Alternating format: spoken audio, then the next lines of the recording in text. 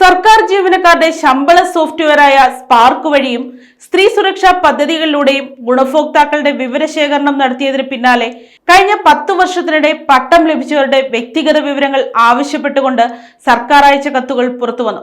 2016 മുതൽ പട്ടയം ലഭിച്ച 4.11 ലക്ഷം കുടുംബങ്ങളുടെ വിവരങ്ങൾ നൽകണമെന്നാവശ്യപ്പെട്ടാണ് മുഖ്യമന്ത്രിയുടെ ഓഫീസർ ഓൺ സ്പെഷ്യൽ ഡ്യൂട്ടിയും സംസ്ഥാന IT വകുപ്പ് സെക്രട്ടറിയുമായ സാംബ ശിവറാവു റവന്യൂ വകുപ്പിന് കത്ത് നൽകിയത്. ഫോൺ നമ്പർ, പേര്, വയസ്സ്, ലിംഗം, ജില്ല, താലൂക്ക്, വാർഡ്, ലോക്കൽ ബോഡി തുടങ്ങിയ വിവരങ്ങളാണ് ആവശ്യപ്പെട്ടിരിക്കുന്നത്. ഫെബ്രുവരി 12-നകം വിവരങ്ങൾ നൽകണമെന്ന നിർദ്ദേശവും കത്തിൽ ഉൾപ്പെടുത്തിയിട്ടുണ്ട്.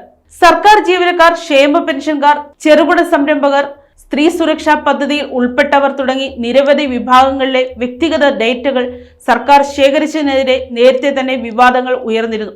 അതിന്റെ തുടർച്ചയായി ഇപ്പോൾ പട്ടം ലഭിച്ച കുടുംബാംഗങ്ങളുടെ വിവരശേഖരണത്തിനായുള്ള സർക്കാരിന്റെ നീക്കവും പുറത്തു വന്നതോടെ സ്വകാര്യ വിവരങ്ങളുടെ സുരക്ഷയെക്കുറിച്ചുള്ള ആശങ്കകൾ വീണ്ടും ശക്തമായി ഉയർന്നിരിക്കുകയാണ്. News desk, Kottarakkara media.